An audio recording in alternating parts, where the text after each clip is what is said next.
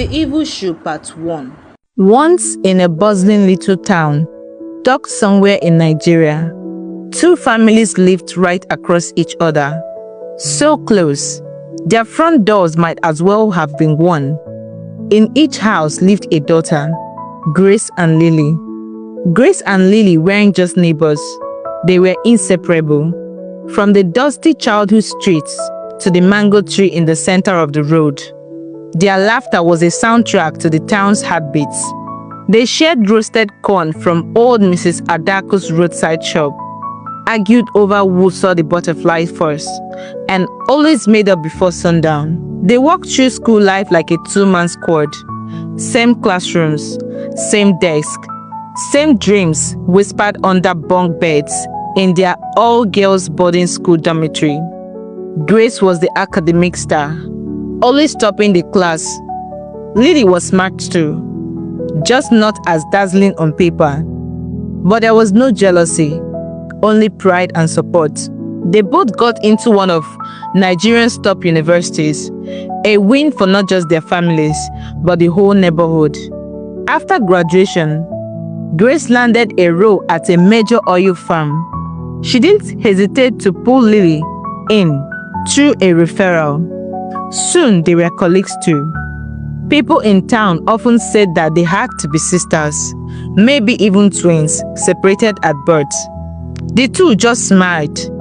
They shared everything: lunch, clothes, even the raw truth about their dating lives.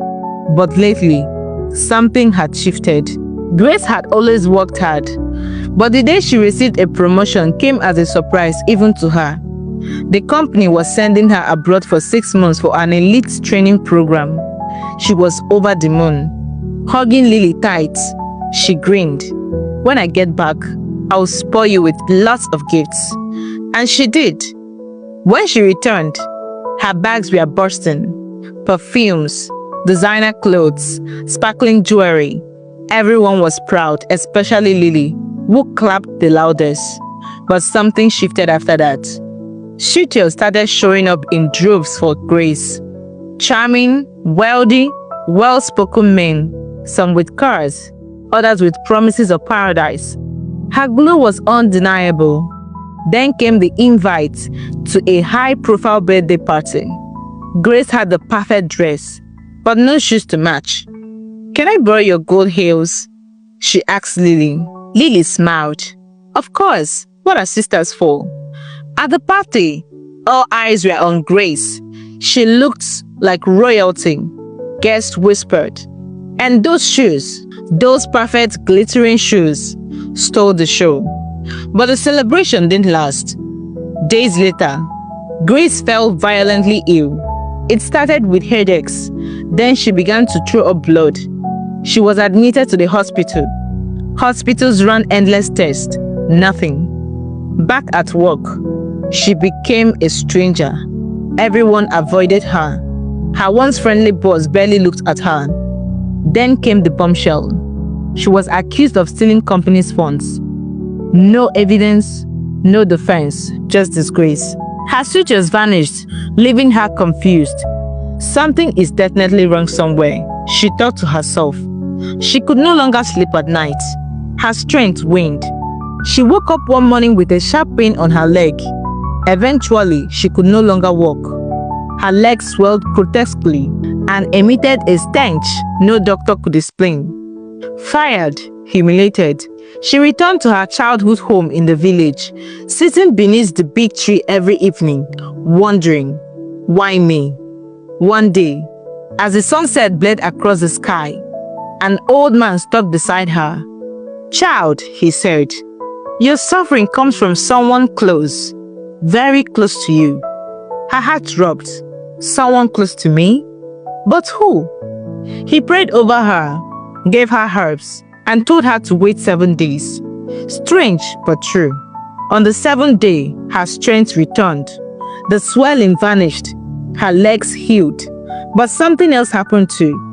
Lily, vibrant, beautiful Lily, fell gravely ill. Her legs shriveled. She couldn't walk. 3 days later, she sent for Grace. Grace stepped into Lily's apartment, heart pounding.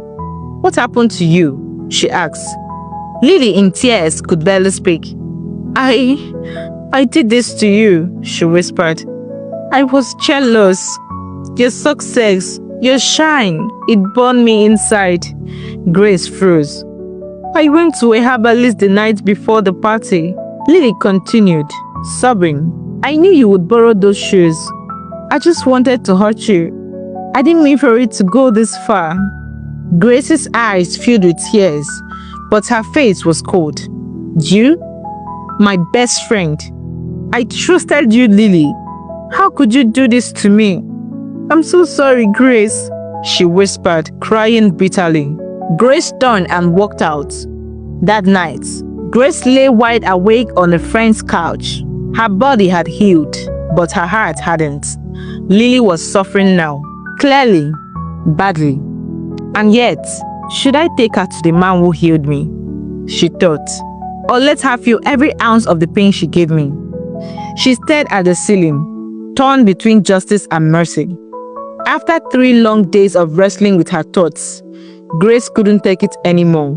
She couldn't leave Lily like that, broken, sick and sinking. She was my best friend once. I can forgive her, but I won't forget, Grace told herself. So, heart heavy, but resolute, she took Lily back to the same old man who had healed her. The old healer didn't ask questions. He gave Lily the bitter herbs, chanted prayers under his breath, and warned her with piercing eyes. If you ever walk the path of wickedness again, it will take your life.